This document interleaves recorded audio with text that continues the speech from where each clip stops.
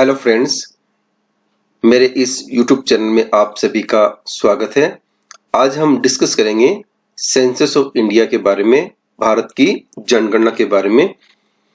इस टॉपिक से संबंधित एक वीडियो पहले भी बनाया गया है, उसको भी आप अवश्य देखें।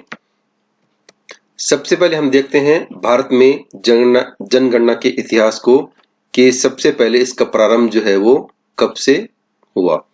भारत में वर्ष 1881 में ब्रिटिश शासन ने पहली बार देशव्यापी जनगणना करवाई, यानी कि जो सबसे पहली जो जनगणना भारत में हुई वो हुई 1881 में, और उसमें ब्रिटिश गवर्नमेंट ने ये जनगणना करवाई।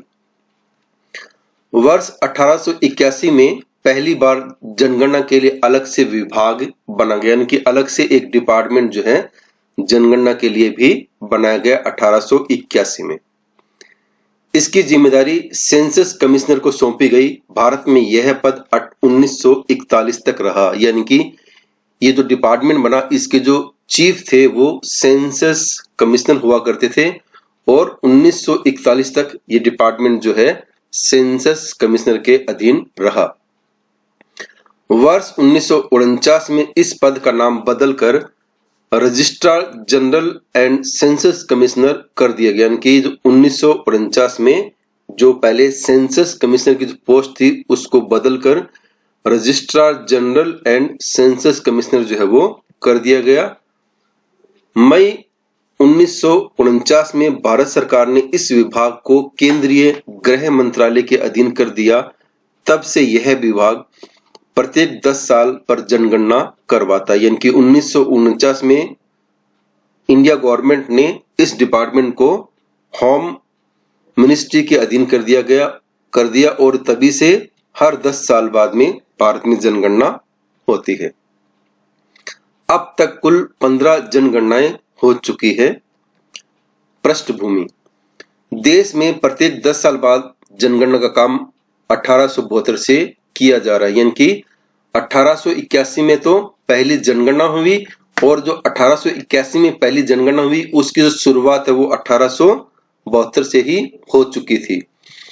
जनगणना 2021 देश की 16वीं और आजादी के बाद की 8वीं जनगणना होगी, यानी कि अब जो 2021 में जो जनगणना होगी वो देश की 16वीं जनगणना होगी, और आजादी के बाद ये देश की 8वीं जनगणना होगी। जनसंख्या गणना, आवासीय स्थिति, सुविधाओं और संपत्तियों, जनसंख्या संरचना, धर्म, अनुसूचित जाति जनजाति, भाषा, साक्षरता और शिक्षा, आर्थिक गतिविधियों, विस्थापन और प्रजनन क्षमता जैसे विभिन्न मानकों पर गांवों, शहरों और वार्ड स्तर पर लोगों की संख्या के सूक्ष्म से सूक्ष्म आंकड़े उपलब्ध करने का सबसे बड़ा स्रोत है। यानी कि ये माना जाता है कि जो जनगणना होती है ये लोगों की जो मिलने वाली सुविधाएं हैं, आवासीय स्थिति है, उनकी प्रॉपर्टी है, जनसंख्या की संरचना है, male female, age, caste, religion, SC ST, education level, economic activities, इन सब का एक बहुत बड़ा स्रोत जो है वो जनगणना को माना जाता है। इसी प्रकार जनगणना कानून 1948 और जनगणना नियम 1990 जनगणना के लिए वैधानिक फ्रेमवर्क उपलब्ध कराते हैं, इनकी जो जनगणना के लिए कानून और नियम बने हुए हैं 1948 और 1990 के, ये उनको एक लीगल फ्रेमवर्क जो है वो उपलब्ध करवाते हैं। नागरिकता कानून 1955 तथा नागरिकता नियम 2003 के तहत राष्ट्रीय जनसंख्या रजिस्टर एनपीआर पहली बार 2010 में तैयार किया गया था।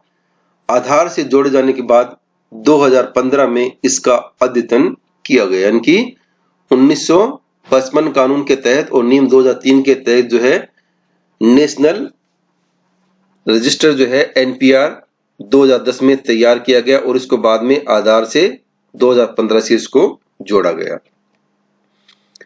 अब हम देखते हैं जनगणना की प्रक्रिया के बारे में कि किस प्रकार से जनगणना होती है। जनगणना वह प्रक्रिया है जिसके तहत एक निश्चित समय अंतराल भारत में प्रत्येक 10 वर्ष की अवधि में पर किसी भी देश में एक निर्धारित सीमा में रह रहे लोगों की संख्या, उनके सामाजिक, सांस्कृतिक और आर्थिक जीवन से संबंधित आंकड़ों को इकट्ठा कर उनका अध्ययन किया जाता है तथा संबंधित आंकड़ों को प्रकाशित किया जाता है।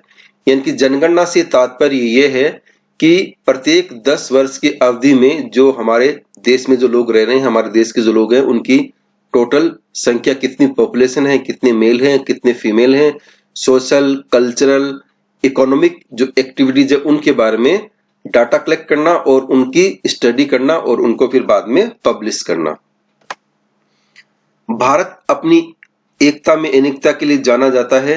जनगणना देश के सामाजिक, आर्थिक, सांस्कृतिक, जनसंख्या आदि से संबंधित आंकड़ों के माध्यम से नागरिकों को देश की इस विविधता और इससे जुड़े अन्य पहलुओं का अध्ययन करने का अवसर प्रदान करती है। कि जनगणना में ऐसा भी माना जाता है कि भारत में अनेकता में एकता है और साथ ही देश में जो अलग अलग समाज, अलग अलग धर्म, अलग जातियों के लोग रह रहे हैं, उनकी सामाजिक, आर्थिक, सांस्कृतिक सभी तरह के आंकड़े इकट्ठे करना और उन आंकड़ों का अध्ययन करना और उनके बारे में आगे कोई रिसर्च कार्य करना, ये सब डाटा जनगणना के माध्यम से उपलब्ध करवाए जाते हैं। जनगणना का महत्व क्या है, इंपॉर्टेंस क्या है, इसको हम देखते हैं। सबसे पहले आंकड़ों का व्यापक स्रोत, यानी कि जो डाटा है उनका एक सोर्स है। ये जनगणना वृहद स्तर पर आंकड़े, डाटा एकत्र करने की एक महत्वपूर्ण प्रक्रिया है।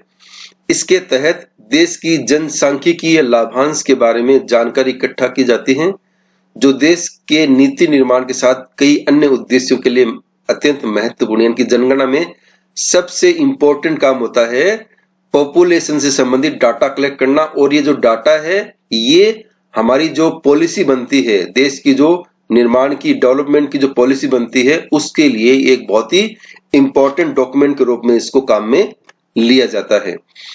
जनगणना के माध्यम से एकत्र किए गए आंकड़ों का प्रयोग शासन, प्रशासन, योजनाओं और नीतियों के निर्माण तथा उनके प्रबंधन के साथ सरकार, स्वयंसेवी संस्थाओं, निजी एवं व्यावसायिक निकायों द्वारा चलाए गए विभिन्न कार्यक्रमों के मूल्यांकन आदि में होता है। इनकी जो सेंसस के माध्यम से हम जो पॉपुलेशन के और जो दूसरे डाटा कलेक्ट करते हैं वो गवर्नमेंट के लिए, एडमिनिस्ट्रेशन के लिए, पॉलिसी मेकर्स के लिए, एनजीओज के लिए और साथ में जो लोग रिसर्च करते हैं उनके लिए, या जो गवर्नमेंट बहुत सारी स्कीम्स चलाती है उन सब के मूल्यांकन के लिए, उन सब के आगे भविष्य की योजना बनाने के लिए ये बहुत ही उपयोगी और काम के डाटा हैं। तीसरा बिंदु है नीति निर्माण। किसी भी देश में जनगणना के माध्यम से सामाजिक तथा प्रशासन के हर पहलू, जिसमें उपभोक्ता से लेकर उत्पादक तक शामिल है, के बारे में विस्तृत जानकारी एकत्र की जाती है। यानी कि जनगणना के माध्यम से चाहे वो कंज्यूमर हो और चाहे वो प्रोड्यूसर हो, हर एक इंपॉर्टेंट जानकारी उसके बारे में कलेक्ट की जाती है। अतः इसके प्रयोग से नीतियों के निर्माण और क्रियान्वयन की वैज्ञानिक योजना तैयार करने में साम्यता बढ़ाई जा सकती है, जिससे उपलब्ध संसाधनों से ही बेहतर परिणाम प्राप्त किए जा सकते हैं। यानी कि जो सेंसस से हम जो डाटा कलेक्ट करते हैं उस डाटा से जो भविष्य की जो कोई भी योजना बनाते हैं, कोई भी पॉलिसी बनाते हैं, उस पॉलिसी को बनाने में ये जो डाटा है ये साइंटिफिक रूप से हमें बहुत काम आते हैं, और जो हमारे पास रिसोर्सेज है उनका बेटर हम उपयोग कैसे कर सकते हैं, उनका बेटर रिजल्ट कैसे प्राप्त कर सकते हैं, इसमें ये आंकड़े जो है डाटा काम आते हैं। जनसांख्यिकी, अर्थशास्त्र, मानव विज्ञान और कई अन्य क्षेत्रों के विद्वानों तथा शोधार्थियों के लिए भारत की जनगणना से प्राप्त आंकड़े डाटा का एक महत्वपूर्ण स्रोत है। यानी कि जो लोग रिसर्च करते हैं, चाहे वो डेमोग्राफर हो, चाहे वो इकोनॉमिस्ट हो, चाहे वो सोशल साइंटिस्ट हो, वो रिसर्च स्कॉलर और जो दूसरे प्रोफेसर्स हैं उनके लिए एक प्राइमरी डाटा के रूप में काम आते हैं, और ये एक महत्वपूर्ण स्रोत उनके लिए काम का है।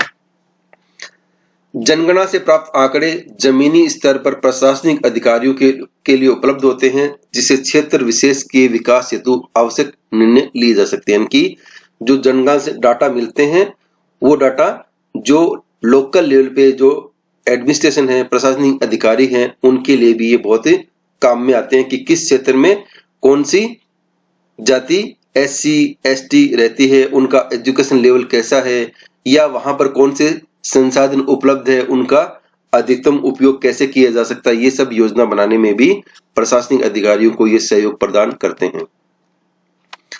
जनगणना के आंकड़ों के माध्यम से समाज के सबसे निचले तबके के लोगों का ध्यान रखते हुए सरकारी कार्यक्रमों के संचालन और उनकी सफलता को सुनिश्चित किया जाता है। इनकी ऐसा भी मानते हैं कि जो समाज में सबसे नीचे तबके के लोग हैं, गरीब लोग हैं या जो पिछड़े लोग हैं, उनके लिए जो फ्यूचर की जो प्लानिंग करते हैं, योजना बनाते हैं, उसमें भी ये जो डाटा है ये बहुत काम के है, बहुत ही वैल्यूएबल डाटा माने जाते हैं।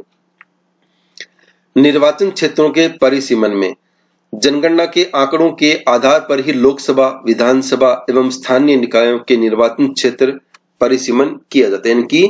इनके जो आंकड़े जनगणना से मिलते हैं उसके आधार पर ही जो लोकसभा, विधानसभा और जो लोकल लेवल के जो क्षेत्र है, निर्वाचन क्षेत्र है, उनका परिसीमन जो है, उनकी सीमा निर्धारित जो है वो की जाती है।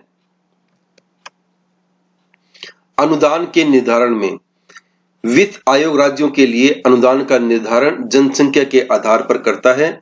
ऐसे में जनगणना से प्राप्त जनसंख्या संबंधी ये आंकड़े राज्यों को दिए जाने वाले अनुदान के निर्धारण में महत्वपूर्ण भूमिका निभाते हैं। इनकी जो स्टेट को जो ग्रांट मिलती है उसमें भी ये बहुत ही अपना इंपॉर्टेंट रोल रखते हैं।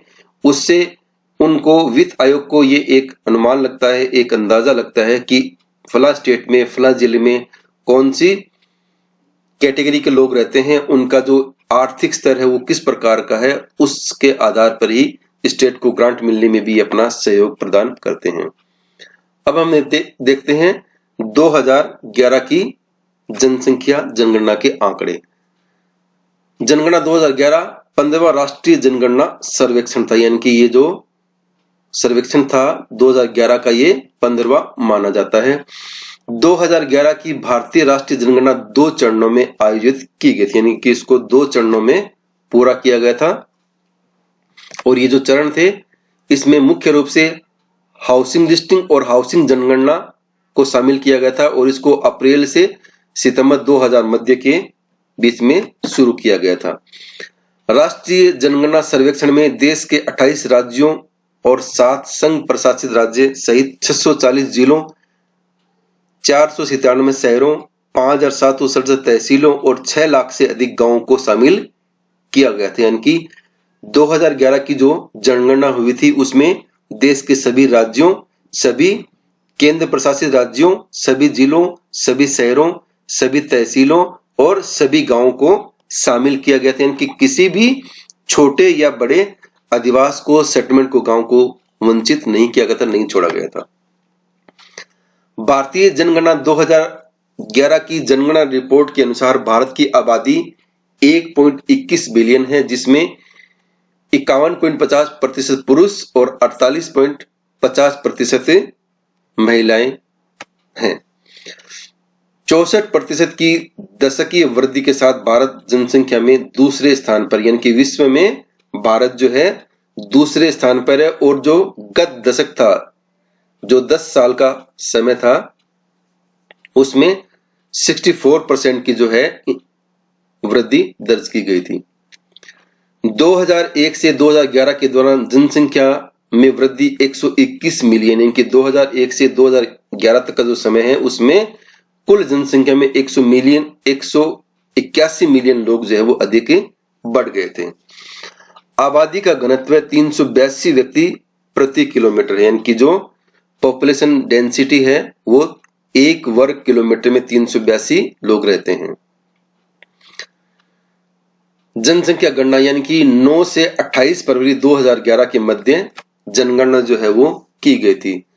जनगणना 2011 में प्रशासनिक इकाइयों की संख्या इस प्रकार से थी: राज्य और संघ शासित प्रदेश सहित 35, जिले 640, उप जिले 5924, कस्बे 7936, गांव 41 लाख, यानी कि इनके आंकड़े जो है वो इकट्ठे किए गए थे। अधिक जनसंख्या वाले नगर और महानगर कौन कौन से हैं? यानी कि मुंबई है, इसकी जनसंख्या सबसे अधिक है। मुंबई की जनसंख्या है 18.40 मिलियन। 2 नंबर पे आता है दिल्ली जिसकी जनसंख्या है 16.34 मिलियन। 3 नंबर पे आता है कोलकाता जिसकी जनसंख्या 14.04 मिलियन। और 4 नंबर पे आता है चेन्नई जिसकी जनसंख्या है 8.65 मिलियन। और 5 नंबर पे आता है बेंगलोर जिसकी जनसंख्या है 8.52 मिलियन। और यहाँ इस ग्राफ में हम देख सकते हैं कि भारत के जो 10 सबसे अधिक जनसंख्या वाले नगर महानगर जो है वो कौन कौन से हैं। ये मुंबई से शुरुआत होती है और 10वें नंबर पे आता है जयपुर। अब हम देखते हैं अधिक जनसंख्या वाले राज्य भारत में कौन कौन से हैं। सबसे प्रथम है उत्तर प्रदेश जिसकी जनसंख्या है 199.58 मिलियन। 2 नंबर पे आता है महाराष्ट्र जिसकी जनसंख्या है 112.37 मिलियन। और 3 नंबर पे आता है बिहार जिसकी जनसंख्या है 103.80 मिलियन। 4 नंबर पे आता है पश्चिम बंगाल जिसकी जनसंख्या है 91.35 मिलियन। और यहाँ इस मैप में हम देख सकते हैं पॉपुलेशन डेंसिटी स्टेट के अनुसार से कि किस प्रकार से कौन से स्टेट में पॉपुलेशन डेंसिटी कम है और पॉपुलेशन डेंसिटी अधिक है। यहाँ पर ये नीचे इंडेक्स दिया गया है। इससे जो अधिक डार्क वाला एरिया यहाँ पर पॉपुलेशन डेंसिटी ज्यादा है और जैसे जैसे लाइट यहाँ कलर होता जाता है वैसे वैसे डेंसिटी जो है वो कम होती जाती है। इसी प्रकार हम देखते हैं कम जनसंख्या वाले राज्य और केंद्र प्रशासित राज्य कौन कौन से हैं। सबसे पहले हैं लक्षद्वीप जो कि केंद्र प्रशासित राज्य, उसकी जनसंख्या है 64,47,000। दमन और दीव की है 2.43 लाख। दादर एवं नगर हवेली की है 3.44 लाख। अंडमान निकोबार द्वीप समूह के 3.81 लाख। सिक्किम के 6.11 लाख। इसी प्रकार से अधिक साक्षरता वाले राज्य कौन कौन से देखते हैं हम। केरल है 94%। लक्षद्वीप है 91.85%। मिजोरम है 91.33%। गोवा है 88.70% और त्रिपुरा है 87.22%। इसी में हम देखते हैं कि ऐसे कौन कौन से राज्य हैं जिनमें जो लिटरेसी रेट है वो काफी कम है। इसमें बिहार है 63.82% और अरुणाचल प्रदेश है 66.95%। अब हम देखते हैं सेक्स रेशियो लिंग अनुपात प्रति 1000 पुरुषों पर महिलाएं कितनी हैं। भारत में कुल है 933 महिलाएं प्रति 1000 पुरुषों पर। ग्रामीण में है ये 946 और शहरी क्षेत्रों में है 900। उच्चतम जो लिंग अनुपात है वो केरल राज्य में है, ये है 1058। और सबसे निम्न जो सबसे कम लिंग अनुपात दर्ज किया गया वो है हरियाणा में 861। इसी प्रकार से जो यूनियन टेरिटरीज है, जो केंद्र प्रशासित क्षेत्र है पांडिचेरी, उसमें है ये 1001। और जो न्यूनतम उसी में है ये दीव में 770। और इसी प्रकार सबसे ज्यादा लिंग अनुपात वाला जिला माहे पांडिचेरी में है 1147। और निम्न लिंग अनुपात वाला जो जिला है दमन और दीव में, इसमें है 591। अब हम देखते हैं उच्च घनत्व वाले राज्य कौन कौन से हैं। इसमें सबसे अधिक है दिल्ली जिसकी पॉपुलेशन डेंसिटी है 1 वर्ग किलोमीटर में, यहाँ पर 11,320 लोग रहते हैं। चंडीगढ़ में 9,258, पुडुचेरी में 2,547, दमन और दीव में 2191 और लक्षद्वीप में 2149। इसी प्रकार हम देखते हैं राज्यवार जनसंख्या घनत्व जो है वो किसमें कम और ज्यादा पाए जाते हैं। अब देखते हैं हम जनगणना 2021 की क्या क्या विशेषताएं हैं जो आगे आयोजित होगी, उसमें क्या क्या विशेषताएं। भारत वर्ष 1872 में शुरू हुई जनगणना प्रक्रिया में समय के अनुरूप कई परिवर्तन हुए हैं। जनगणना 2021 पूरी तरह से कागज रहित होगी और जनसंख्या के आंकड़ों के संग्रहण तथा वर्गीकरण की प्रक्रिया पूर्णतः डिजिटल होगी। जनगणना की प्रक्रिया में सरकार द्वारा जारी एक मोबाइल ऐप का प्रयोग किया जाएगा, यानी कि जो सबसे पहली हमारी जनगणना प्रारंभ हुई थी 1872 में और 1881 में ये पब्लिश हुई और उसके बाद में उस समय जो है ये पूर्ण रूप से कागज पर आधारित थी, और अब जो 2021 में होगी जनगणना, ये पूरी की पूरी डिजिटल होगी और गवर्नमेंट द्वारा जारी जो मोबाइल ऐप है उसके द्वारा ये जनगणना की जाएगी। इस ऐप द्वारा 16 भाषाओं में जानकारी दी जा सकती है। इस जानकारी का वरिष्ठ पदाधिकारियों द्वारा सत्यापन भी किया जाएगा। जनगणना की प्रक्रिया को सुगम बनाने एवं इसकी गुणवत्ता को सुनिश्चित करने के लिए जनगणना निगरानी और प्रबंधन पोर्टल की व्यवस्था की जाएगी। इनकी जो सेंसस होगी उसकी जो क्वालिटी है उसको सुनिश्चित करने के लिए एक निगरानी समिति है, प्रबंधन कमेटी है, उसकी व्यवस्था भी की जाएगी। इस पोर्टल के माध्यम से जनगणना में लगे कर्मचारियों और पदाधिकारियों को कम समय तथा अलग-अलग भाषाओं में जानकारी उपलब्ध करवाई जाएगी। इनकी जो कर्मचारी अधिकारी लगे होंगे उनको अलग-अलग लैंग्वेज में जानकारी जो है वो उपलब्ध करवाई जाएगी। जनगणना हेतु कार्यरत कर्मचारियों के प्रशिक्षण के लिए राज्य एवं राष्ट्रीय स्तर पर प्रशिक्षण संस्थाओं की सहायता ली जाएगी। इनकी जो जनगणना में कर्मचारी अधिकारी लगेंगे उनको सेंसस स्टार्ट करने से पहले ट्रेनिंग भी दी जाएगी, तो उसमें स्टेट और नेशनल लेवल की ट्रेनिंग जो है उनको दी जाएगी। लोगों द्वारा स्वेच्छा से जनसांख्यिकी आंकड़े उपलब्ध कराने के लिए ऑनलाइन सुविधा भी दी जाएगी। इनकी व्यक्ति है अपने परिवार और अपने संबंधी जो डाटा उपलब्ध करवाने के लिए ऑनलाइन जो सुविधा है, फैसिलिटी है, वो भी इस बार दी जाएगी।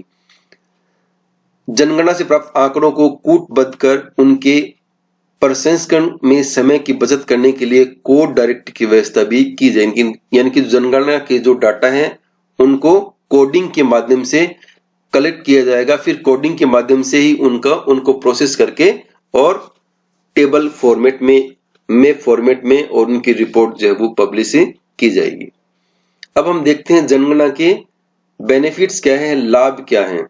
सबसे पहला है जनता के हित में नीतियों के निर्माण के लिए ये आंकड़े मंत्रालयों, विभागों, राज्य सरकारों तथा अन्य हितधारकों को उपलब्ध कराए जाएंगे। इनकी जनगणना का जो सबसे पहला बेनिफिट ये है कि अलग-अलग जो डिपार्टमेंट है, मंत्रालय है, मिनिस्ट्रीज हैं, स्टेट गवर्नमेंट है, सेंट्रल गवर्नमेंट है, उन सब में इनके जो आंकड़े हैं ये उपलब्ध करवाए जाएंगे ताकि पॉलिसी बनाने में इनका उपयोग किया जा सके। ब्लॉक स्तर के जनसंख्या से जुड़े आंकड़ों के आधार पर ही लोकसभा एवं विधानसभा के निर्वाचन क्षेत्रों का परिसीमन किया जाता है। इनकी जो ब्लॉक लेवल पे जो पॉपुलेशन के जो डाटा है उनके आधार पर ही लोकसभा, विधानसभा क्षेत्र जो है उसका निर्धारण किया जाता है। जनजातियों से जुड़ी योजनाओं हेतु जनसंख्या के आंकड़े एक सशक्त आधार बनते हैं। इनकी जो शेड्यूल्ड कास्ट और शेड्यूल्ड ट्राइब्स जो है उनके लिए जो पॉलिसी बनती है, उनके लिए जो स्कीम्स बनती है, उनमें भी ये आंकड़े उनके लिए बहुत उपयोगी साबित होते हैं। जनगणना का उद्देश्य देश में प्रत्यक्ष और परोक्ष रूप से रोजगार का सृजन करना भी, इनकी एक उद्देश्य ये भी है कि डायरेक्ट और इनडायरेक्ट जो है एम्प्लॉयमेंट के जो नए-नए साधन है वो उपलब्ध हो लोगों को। जनगणना शहरों, गांवों या वार्डों आदि के स्तर पर नागरिकों की जनसंख्या बताने के साथ कई अन्य महत्वपूर्ण आंकड़े उपलब्ध करने का सबसे बड़ा स्रोत है। इनकी जनगणना में वार्ड लेवल के, विलेज लेवल के, टाउन लेवल के जो डिफरेंट टाइप के जो डाटा है पॉपुलेशन संबंधित और दूसरी जो फैसिलिटीज है उनसे संबंधित आंकड़ों को इकट्ठा करने का एक बहुत बड़ा ये स्रोत है, जरिया है। जनगणना से प्राप्त आंकड़े सरकार के अलावा समाजशास्त्रियों, विचारकों, इतिहासकारों और राजनीति शास्त्रियों के लिए बहुत ही महत्वपूर्ण। इनकी जनगणना के जो आंकड़े हैं ये गवर्नमेंट के अलावा बहुत सारे जो समाजशास्त्री हैं, इतिहासकार है, राजनीति शास्त्र है, विचारक है, उनके लिए भी रिसर्च के लिए डाटा काफी यूजफुल होते हैं, काम के डाटा हैं। निष्कर्ष में हम देखते हैं पिछले एक दशक में भारत दक्षिण एशिया ही नहीं बल्कि विश्व में भी एक महत्वपूर्ण शक्ति बनकर उभरा है। भारत की इस उपलब्धि में सबसे महत्वपूर्ण योगदान मानव संसाधन जो है ह्यूमन कैपिटल के रूप में देश के नागरिकों और जनता तथा सरकार के बीच परस्पर समन्वय पर आधारित योजनाओं का रहा। यानी कि ये भी देखा जाता है कि पूरे एशिया में नहीं बल्कि विश्व में जो ह्यूमन रिसोर्सेज है वो भारत में बहुत ज्यादा है और इसकी भी अपनी एक उपयोगिता देखने को मिलेगी। वर्ष 2011 की जनगणना के अनुसार भारत की आबादी में युवाओं की जो हिस्सेदारी है, युवाओं का मतलब है यहाँ 18 वर्ष से 35 वर्ष आयु वर्ग के जो है उनकी लगभग 34% है। ये भी अपने आप में एक बहुत ही बड़ा योगदान है कि भारत में जो युवा वर्ग है वो 34% से भी ज्यादा उनका हिस्सा है। जनगणना 2021 से प्राप्त होने वाले आंकड़े सरकार को गत दशक में किए गए कार्यों का मूल्यांकन करने के साथ ही भविष्य की योजनाओं के निर्माण के लिए एक महत्वपूर्ण आधार प्रदान करेंगे। यानी कि जनगणना में अभी जो जनगणना होगी 2021 में, उसमें सरकार ने 2011 के बाद में कौन कौन सी योजना चलाई और उनका जो प्रभाव इफेक्ट है उस एरिया में कितना देखने को मिला, वहां के लोगों में कितना देखने को मिला, इसकी जानकारी भी 2021 के आंकड़ों से हमें मिल पाएगी। इसी के साथ ये टॉपिक यहीं पर समाप्त होता है। अगर इससे संबंधित आपको कुछ और अध्ययन करना हो तो आप इन पुस्तकों का और इन रिपोर्ट्स का अध्ययन कर सकते हैं। मेरा ये वीडियो आपको अच्छा लगे तो इसको लाइक कीजिए, शेयर कीजिए और सब्सक्राइब कीजिए। इसी के साथ आपका बहुत बहुत धन्यवाद। Thank you.